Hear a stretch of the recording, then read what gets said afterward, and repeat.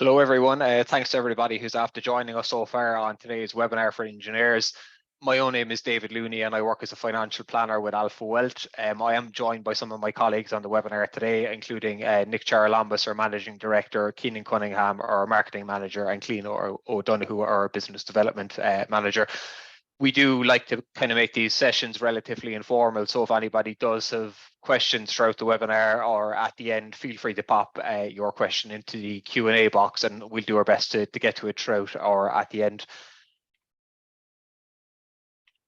So for anyone on the call who maybe might not be familiar with our company or might not have been on our webinars before, we basically run a impartial financial services company headquartered in Little Island in Cork. And we basically work with individuals and families like yourselves in pretty much all areas of personal finance. So specializing in things like savings and investments advice, retirement planning and pensions, protection insurance, tax reduction, mortgages, and anything else within that space.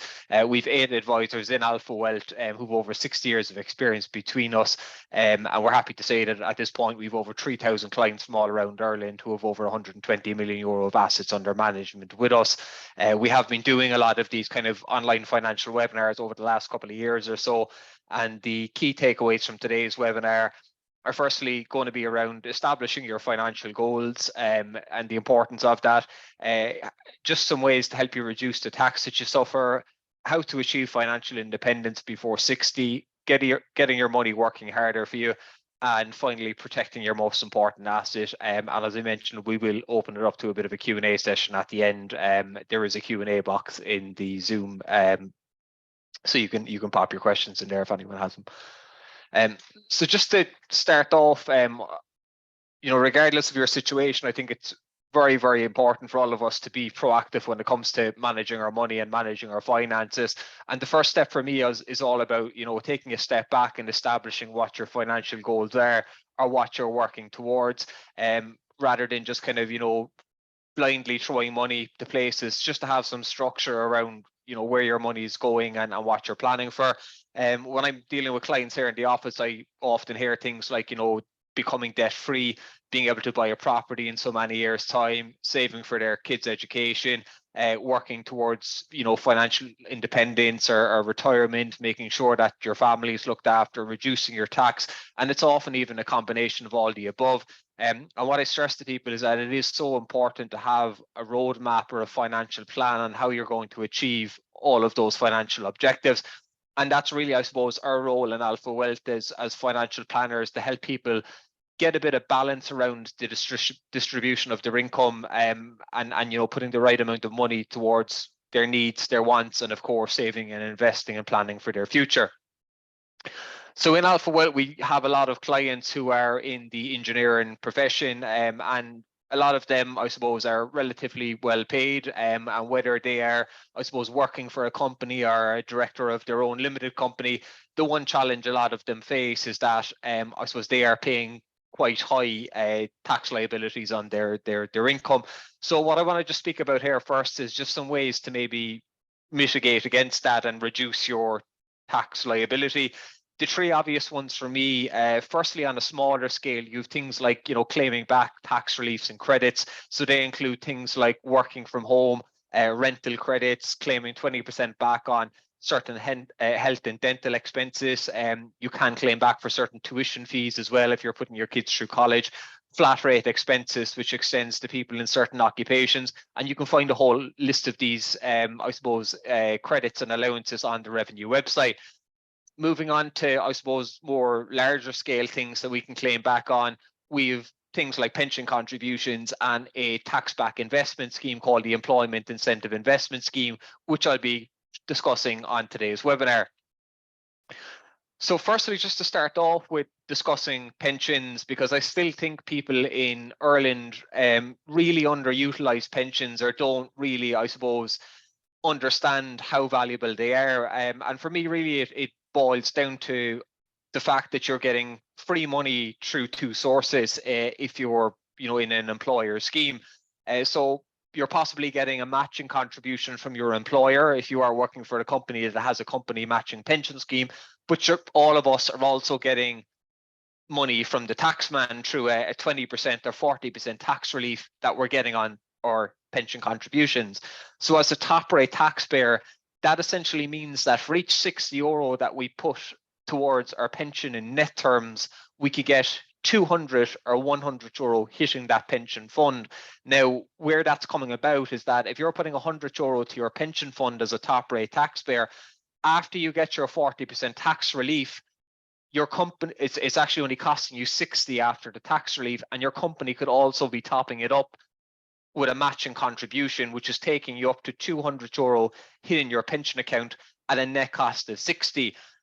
If you're not in a company matching pension scheme and have, you know, your own pension, whether that's an executive pension or a personal pension or a PRSA, you are still getting the uplift between 60 and 100, which is, I suppose, a massive incentive for everyone. On top of that, then you also get tax-free growth and the interest that's earned on all of those contributions. Just to put that in an example, if you take somebody who's on a €70,000 a year salary and they're paying 5% a year into their pension with their employer matching by 5%, that's €7,000 per year to their pension at a net cost of just €2,100 per year to the individual, which is the 3.5 grand, their 5%. Minus the 40% tax relief. So that's a 340% return even before the money's invested. So there's nothing out there going to get you that return, you know, not property, not shares, a 340% return before the money is even invested. And the scope on how much people can put to their pensions is quite generous, which is displayed on by the table I have over here on the right hand side. So for those who are under 30 years of age, they could put 15% of their earnings to a pension, and that gradually increases to 40% for those who are 60 and over on the scale you have here. Just to note as well, that does not include what your employer contributes. So for someone who's, say, 50, they can contribute 30% of their earnings and their employer can pay a lot more on top of that again. So it's a massive opportunity for people. Now, I also appreciate that there might be some people on the call today in the engineering profession that are maybe a director of their own limited company or self-employed. And for you, I suppose, not only do pensions make sense as a way to plan for your retirement and reduce your personal tax liability, but it's also a great way for you to tax efficiently extract more money out of your company via pension. It is the most powerful tool in your armory, as I've said here. The reason for that, of course, is that pension contributions from your company account to your pension do not give rise to any income tax or BIK in your hands. There's no employer PRSI on pension contributions versus paying it as salary. And there's also a corporation tax relief on that contribution for the company. So it's a win-win and the limits are extremely generous. So just to, I suppose, demonstrate that, I've just showed here the impact of a €1,000 salary increase versus a €1,000 increase into somebody's pension. So firstly, we look at the company's, at this from the company's perspective, okay? So if I am an employee or a director of a limited company and I want to increase my salary by €1,000 per year, there is employer PRSI to be paid on that just over 11%, which means that it's going to cost the company an additional €107.50 to give me that €1,000. So all in all, the net cost of the company is €1,107.50 to give me that €1,000 salary increase. In comparison, if you decide to instead put that €1,000 into a pension, there is no employer PRSI. The company's getting corporation tax relief, so the net cost in comparison to the company is only €875, which is a difference of about €232 or 23%. Now, if we look at the difference to the employee, if you're a top rate taxpayer and you take this €1,000 salary increase, what you'll actually get into your pocket after tax is about €480, €490. So you're losing more than half of it. In comparison, if you get the €1,000 paid into your pension, all of it arrives in there and it grows tax-free. So it's a massive opportunity for people to consider, I suppose, and maybe talk to their employers about maybe putting more money into their pensions rather than taking it as salary and taking the large tax hit on it. David, just interrupt you there. A question came in there. Would you recommend putting bonuses into your pension? So 100%. Yeah.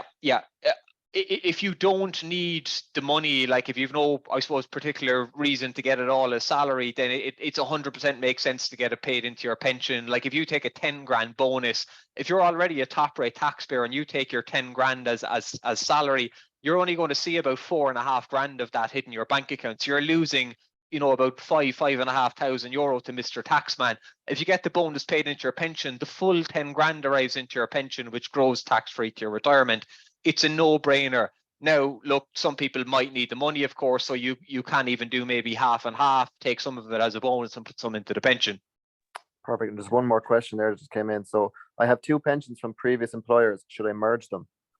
I actually will come back to that in a second, if you don't mind, because I have a separate slide on it in a second. Perfect. No worries.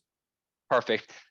So outside of, I suppose, the previous slides, the reason I talk about pensions so much is that for most of us on the call today, they are going to be our main route to financial independence. Now, I'm not a big fan of the term retirement. I do prefer the term financial independence, which is basically defined here as having sufficient personal wealth to live without having to work actively for basic necessities. For financially independent people, their assets generate income that is greater than their expenses.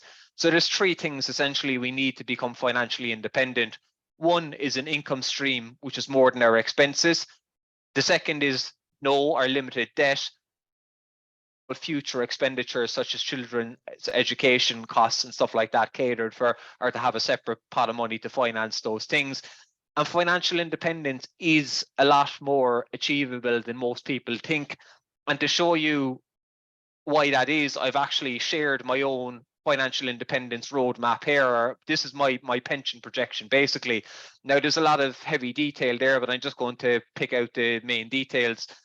So I'm currently age 31, and one of my long-term financial goals is to be financially independent by age 55, which basically means that I would have the option to scale back work or give up work. Now, I've just over €30,000 in my pension pot at the moment, and there's just over €1,000 a month being paid into my pension pot. Some of that is coming from my side, and some of it is coming from my employer side, Alpha Wealth. Now, remember, I'm getting my 40% tax relief on my €750 a month. So it's actually only costing me €450 a month, about 100 quid a week, to get over €1,000 per month hitting my pension account.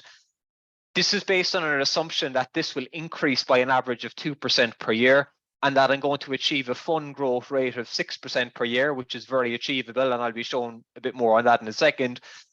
But with all of those factors, this is basically saying that at age 55, I should be looking at a pension pot of about 827,000. Now, when you go to take this money, you get to take 25% of it as a tax-free lump sum, subject to a maximum of 200,000. So if we just go down here, I'm achieving the maximum amount of tax-free cash for my pension being 200,000, which I can use to maybe clear any outstanding balance on my mortgage maybe at that point and set me up. Then I'm going to be left with about 627,000 in the pot, which I'm going to use to draw down an annual income from. If I decided to take 5% per year, that's going to give me about €31,000 a year in income. Now, maybe this is enough to be financially independent, and maybe it's not. But the key thing is that I'm able to work up a fund of about 827 grand by age 55, just by putting about €100 a week of my net income to my pension. And I'm saving tens of thousands on tax in the meantime. So how many people on the call today are putting €100 a week to their bank or credit union when it's not growing, because interest rates on bank, credit union and post office deposit accounts are still at practically 0%, and you're losing 40% tax to do so. So it's just about, being smart and having that plan in place. The other thing I stress to people outside of making sure that your pensions are being funded appropriately is it's just as important to make sure that you're getting access to the best funds within your pension, because there can be a massive variation between the returns on different pension pots.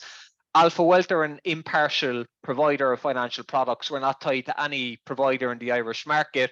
And my pension, a good chunk of it is invested in the Zurich Prisma 5 fund.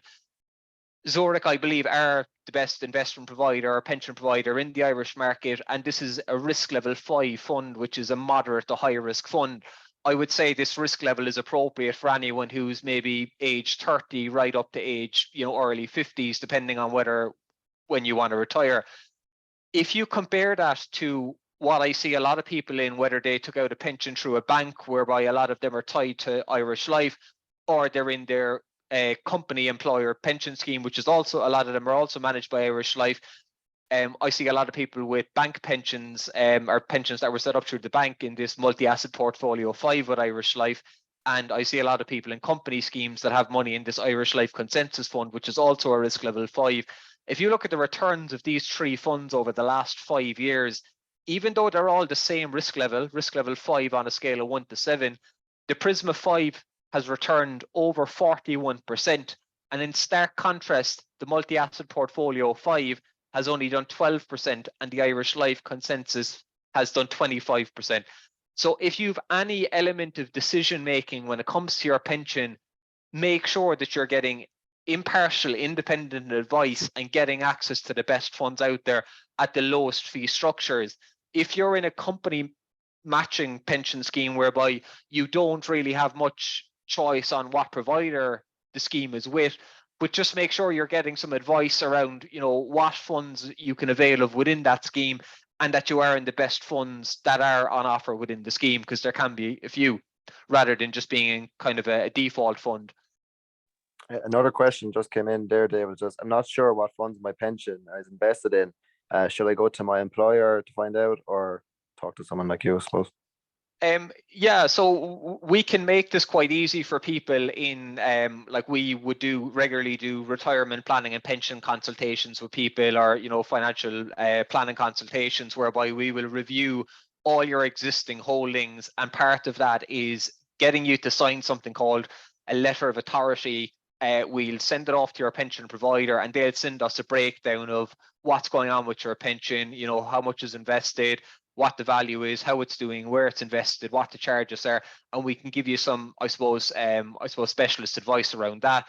Now, you might also be able to get those details easy enough through like an online platform if you have that set up, or just by reaching out to your pension provider. But we can help anyone who needs help with it, of course. Just touching on the question that somebody had earlier on whether or not to, merge their pensions or not, and I'm just going to, I suppose there's a bit in that in here, and I promise this is the last slide on pensions. The reason I just want to, before we move on, I think there is a big misconception out there around when pensions can be accessed, because I still meet a lot of people that they're reluctant to pay more money into their pensions because they think that you can't access the money until age 65. Which isn't true. The majority of pensions can be accessed from age 50 onwards, okay? That is the fact. Even if you're in a company scheme whereby the rules don't allow you to access your pension earlier than 65, if you leave your company, you can actually transfer your pension to something called a personal retirement bond, which basically just moves the pension into your own name. It's no different to any other pension, but personal retirement bonds basically allow you to access the monies from age 50 onwards. So you can get, I suppose, not only earlier access through that, but you can also get more choice and better fund performance, because rather than being restricted to a limited range of funds that your current scheme provides, you can seek out, the best funds in the market, obviously with the help of an advisor such as ourselves. And just on the question around amalgamating pensions, I would always advise to get some advice before amalgamating your pensions, because it can actually be quite advantageous to have separate pension pots to facilitate an earlier phased retirement. What I mean by that is, let's say you are working with a company and you leave and you move to another company. If you move your old company scheme into your new company scheme, all of your pension funds are now tied up in the one company scheme until a point where you leave that company or retire from that company. So you're losing a lot of options. Whereas instead, if you kept it separate, moved the old scheme into this personal retirement bond, you could access that sum of money from 50 onwards without the need to leave or retire from your current company. So as I said here, it can facilitate a phased retirement. So you could decide to go back to maybe 2-3 days a week in your current employment, draw on the personal retirement bond from say 50 or 55 to facilitate a phased retirement, and then when you hit 60 or 65 or whatever, you can draw on your current scheme as well. So just be very careful when it comes to amalgamating your pensions, because you can, you know, lose out on a lot of options. So I said that that was the last pension slide, and it is. But I just want to move on now to another great way to reduce your tax outside of pensions, and that's by investing in a revenue-backed scheme, which allows you to invest in qualifying Irish companies, typically over a 5-year period, in return for a 40% tax break on your investment amount. If we just take €5,000, which is typically the minimum you can invest in this scheme, when you do your tax return at the start of the following year, which is 2024 in this case, doing a tax return for 2023, Revenue will actually give you a 40% tax rebate on a contribution to this scheme. So that's €2,000 coming back to you on a €5,000 investment. You also get a return from the company you invest with over that 5-year period for the use of your money, and those returns are generally in the region of about 25 to 30%. So if you think about that, after 5 years, you get your €5,000 investment back, plus let's say a 28% return, which is 1,400. So that's €6,400 coming back to you. So if you think about that, you made a $5,000 investment, you got 2,000 back as a tax rebate. So the net cost of the investment was just €3,000, and all going well, you're getting 6,400 returned after 5 years' time. That's a double your money scheme. The scheme is called the Employment Investment Incentive Scheme, and it is the only thing that exists in Ireland to get tax back at a very high level outside of your pension. It's basically used by a lot of companies in Ireland to, I suppose, as a very cheap and efficient way to raise capital rather than going down the bank debt or private equity or venture capitalist route. The reason the government supported is that it's, you know, supporting progressive Irish companies, and obviously the incentive for us as taxpayers and investors is to generate a good return on our money and reduce our tax bill. Now, Alpha Wealth's role in this scheme basically, and we've been dealing with it for a number of years now, is to look around at some of the companies that are raising EIS capital and try to identify the strongest companies in that space, because as people can probably guess, the risk does come down to the company that you invest with. So we always try to go with a company that is established, has a track record, has a trading history, and ideally has been approved for EIS funding before. Two examples that I'm going to be talking about today are firstly a company called Blacks of Kinsale, who we raised money for last year, and they are a phenomenal company. Blacks is a beer and spirits company based in Kinsale and set up in 2013, so they have a decent enough trading history. The company was valued at €15 million in 2021. Their revenues last year were about 1.8 million, and they basically produce a wide range of craft beers, whiskies, gins, and rums. I'm sure a lot of people on the call today are probably familiar with their products. You can see some of their awards here from their products. We do believe that they're in a very supportive market because Irish whiskey is currently the fastest growing spirit worldwide, and the craft beer market has exploded over the last couple of years.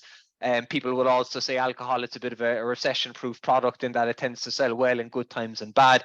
But Blacks are basically going in for more EIS funds this year, and they're going to be paying, like last year, a 28% capped return over the next 5 years, in addition to the 40% tax relief. You can just see here they're basically using the funds to build a new malting distillery and brewery down in their site in Kinsale, which they have already started works on. This is what the final, I suppose, project is going to look like, according to an article in the Examiner last year. The other option that I want to talk about is a option through Clishta Hospitality Group, so who some people on the call might be familiar with as well. Clishta own a large number of hotels, bars and restaurants around Ireland, which includes the Muckross Park in Clarny, the 5-star, a lot of the Radisson hotels, the Hibernian in Kilkenny. They recently last year acquired the Viaduct Bar and Restaurant in Cork, and changed it into a gastro pub / restaurant and cafe. And basically, the management team of Clishta will have an EIS opportunity this year whereby they're looking to acquire a pub just outside Middleton in County Cork called the 2 Mile Inn, and basically renovate it quite extensively and pivot it from just a traditional pub to, I suppose, a high quality food establishment, like a kind of gastropub restaurant. And again, it's going to be typically over kind of a 5-year period, giving investors a roughly 25 to 30% return in addition to the 40% tax relief. As I mentioned earlier, the minimum you can invest in EIS is €5,000 per company.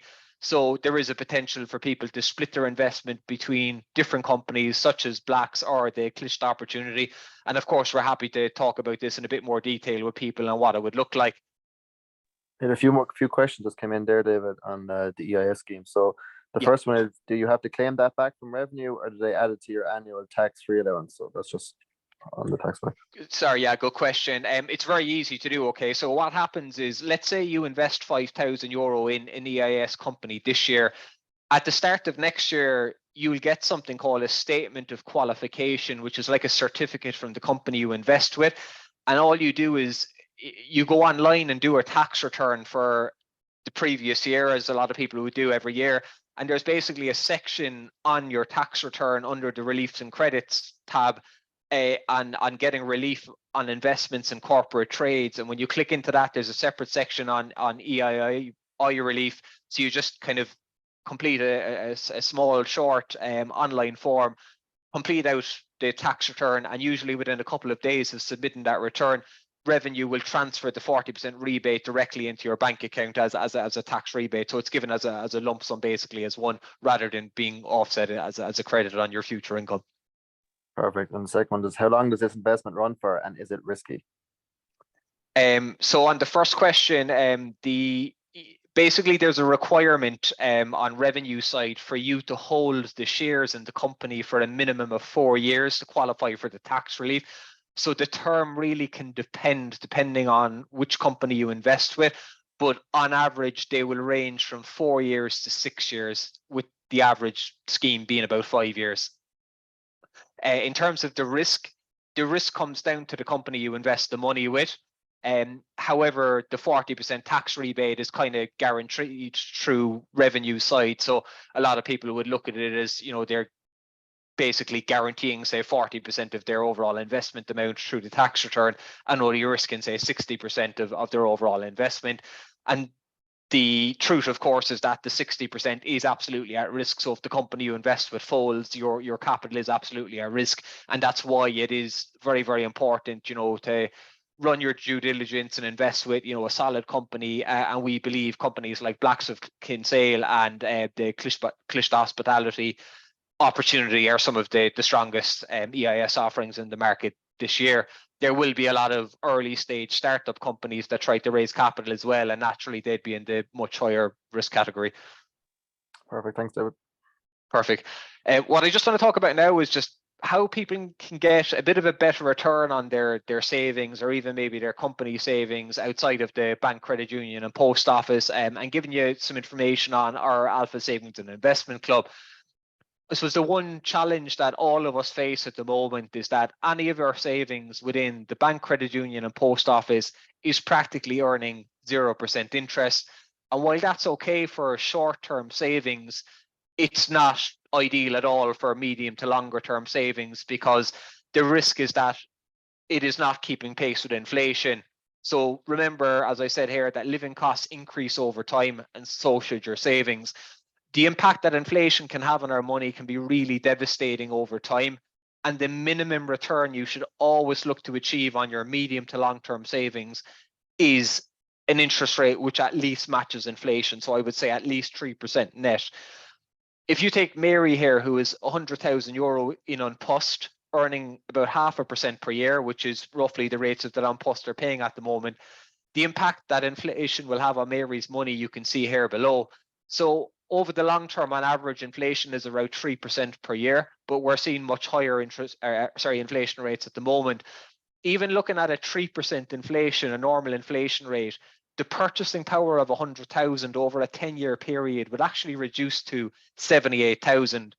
So keeping your money on PUST for 10 years, you're actually losing more than 20% of the purchasing power of it in what people perceive to be a low risk vehicle. If you're looking at higher inflation rates, which we are seeing at the moment, purchasing power of 100,000 is reducing to 71,000, or at 5% per year inflation, 64,000. So you can see just how devastating inflation can be on the value of our savings over time, which is why it's so important to be earning positive interest with that, which at least matches inflation.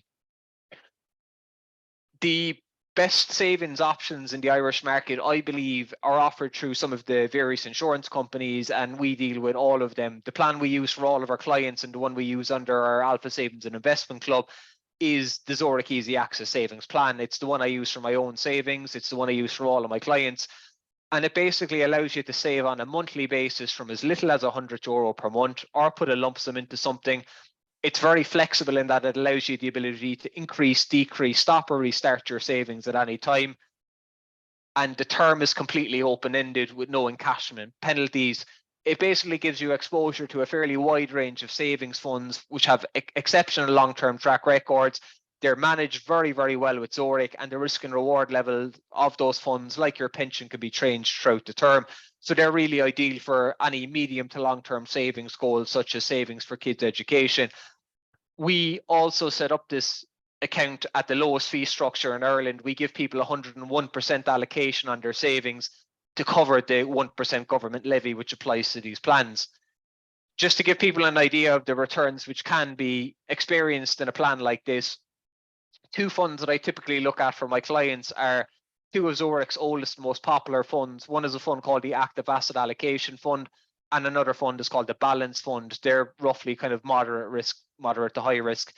Over the last 5 years, and in this 5-year period, we had COVID, which, I suppose global pandemic, markets fell quite a lot. And then last year, which was the largest fall we had since the 2008 financial crash. Despite us having two horrific years in the last 5 years, both these funds have returned over 30% in that 5-year period. So you can see here that the average returns are in the region of about 6 to 9%, even in a period where markets haven't been too kind.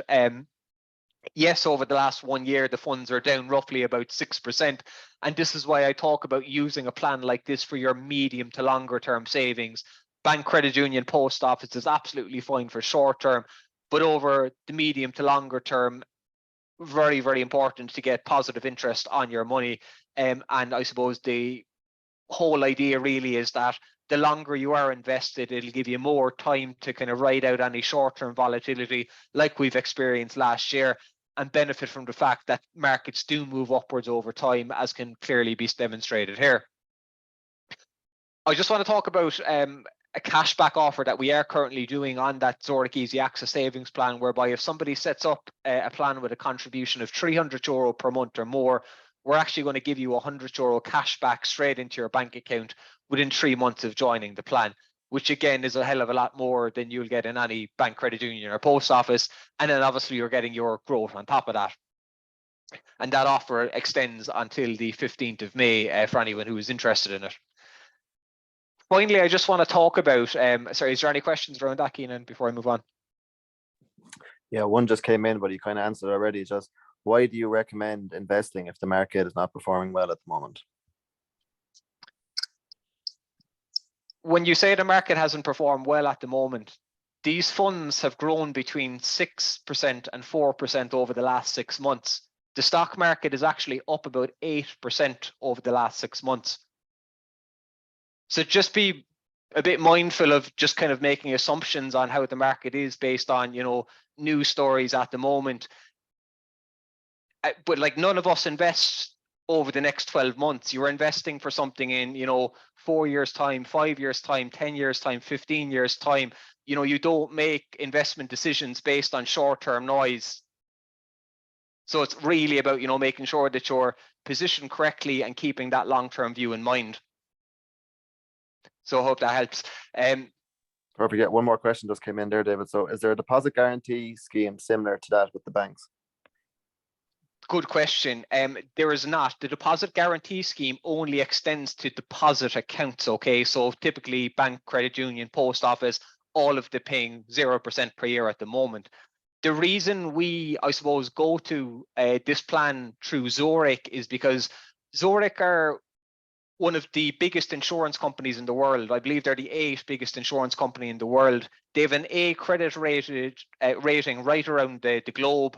They manage about $3.5 trillion of assets under management worldwide. So they're bigger than every Irish bank put together, an extremely solid company. So, I would have absolutely no concerns from a counterparty risk point of view having this plan with Zurich. Finally, I just want to move on to protecting your most important asset, which is, of course, your income. So if you take a 41-year-old here earning €50,000 a year to age 65, they're going to come out with approximate total earnings of about 1.2 million. So for all of us, or the majority of us on the call today, our income does represent our most valuable asset. It's not our house or our money in the bank for most of us, of course. So that's why it's really, really important to have provisions in place to protect it if we lose the ability to earn an income. Just to show you how reliable, or I suppose how much we do rely on our income, if you take an annual salary here of about €50,000, you're coming out with just over €3,000 a year for someone who is single. That can be eaten up quite quickly when you factor things in like mortgage payments, pensions, insurance, bills, education, groceries, savings. In this case, with just some of these very realistic, monthly outgoings, about 80% of a 50 grand salary is eaten up.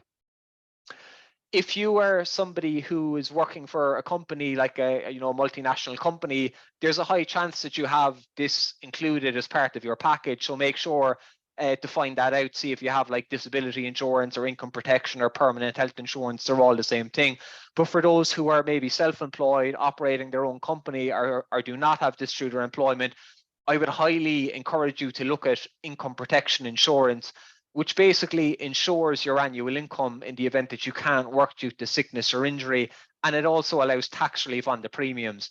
There's two types of income protection. There's personal income protection for sole traders or PAY individuals. And then there's executive income protection for people that are maybe a director of their own company or are putting it in place for people in the company.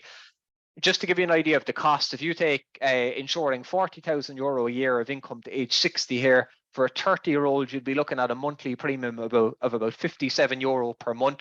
But after the 40% tax relief, it's only costing you €34 per month.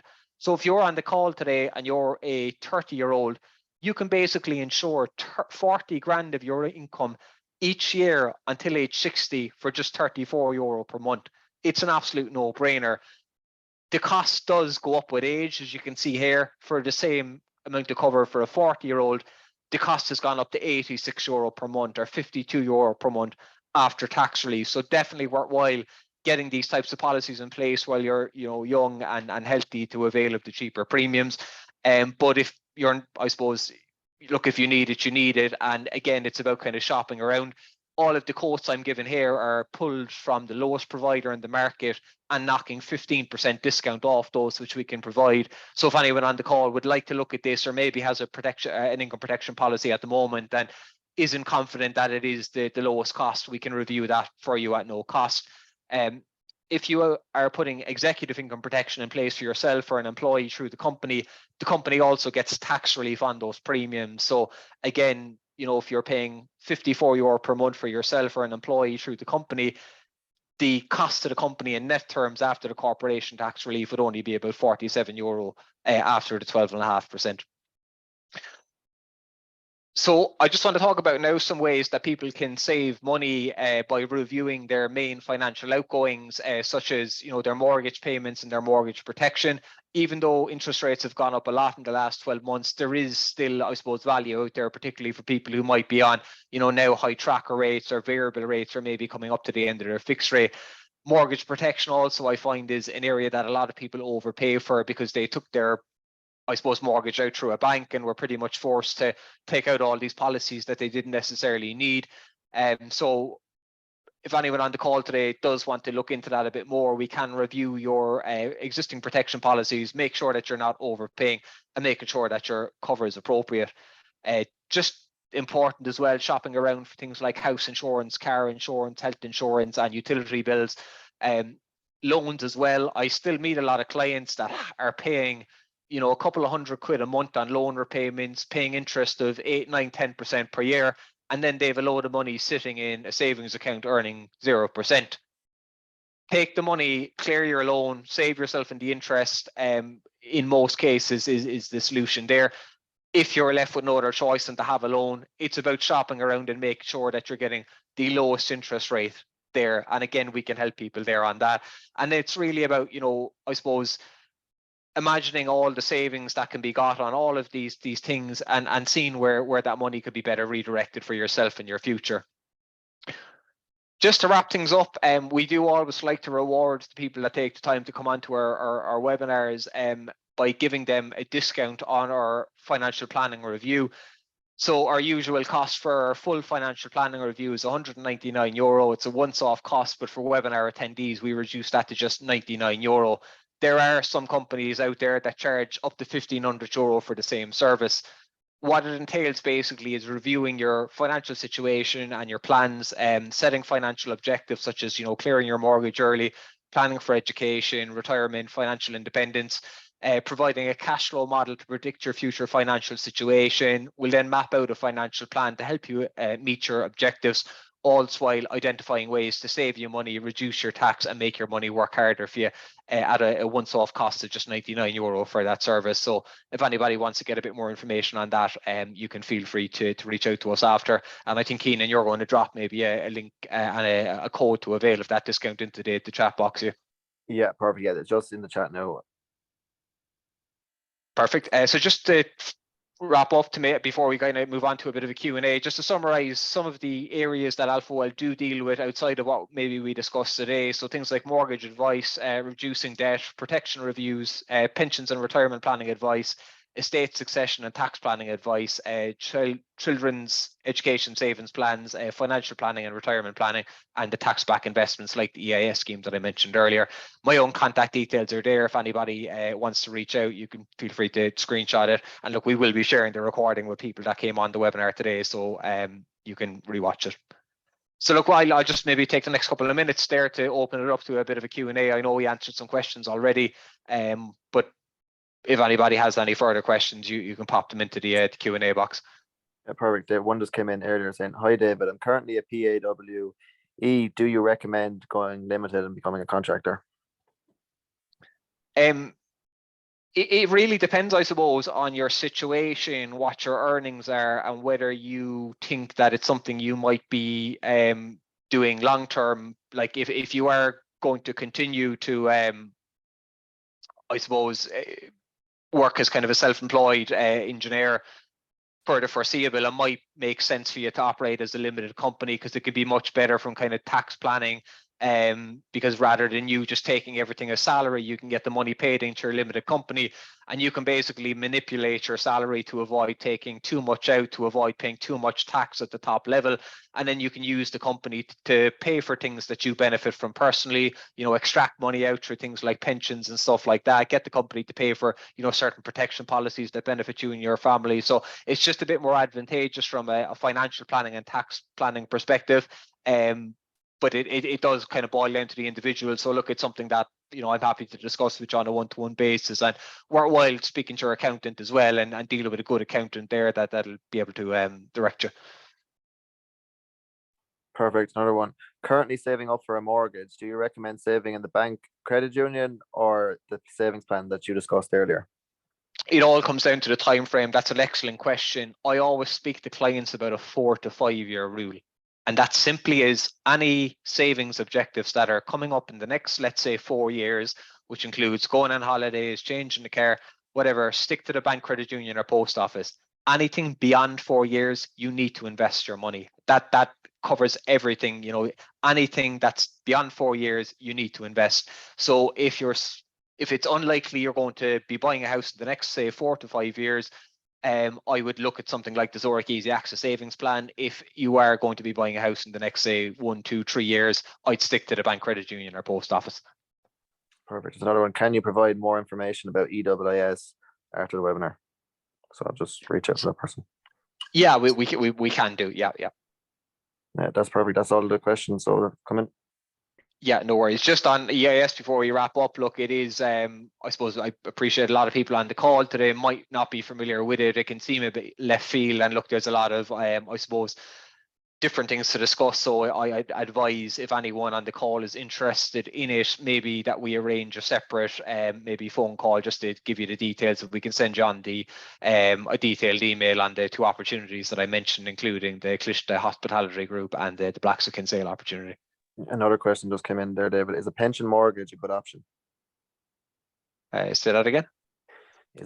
Is a pension mortgage a good option? So I assume getting a mortgage through your pension, maybe. Oh, sorry, as in taking out a mortgage through the pension to buy a property, is it? Yeah, I think so. Ideally, it's something that I would avoid. Firstly, because there's other things you can do in your pension to generate a really good return on your pension monies without having to borrow money, suffer interest, all to maybe buy one investment property and then be left in a situation where the majority of your pension is only in one residential property. So it can be quite risky, all eggs into one basket and stuff like that. If you are somebody that has a very large pension pot and it is very, very diversified, and you're looking at maybe only using a small portion of that overall fund to buy a property and maybe using a small mortgage towards that, then it might make sense. But there's a bit more things to firm up on there before I can give you the advice. It'll obviously depend on your own situation and your pension. Perfect. That's great, David. I suppose we're just on time now. It's 1:45, so we'll wrap it up now. If anyone has any more questions, just send us an email and we'll get back to you. Is that okay? Perfect, guys. Look, just want to take this time to thank everybody for coming on. Thank you for your time. And look, if anybody wants to follow up on anything, look, my own contact details are there. Have a good day. Thanks.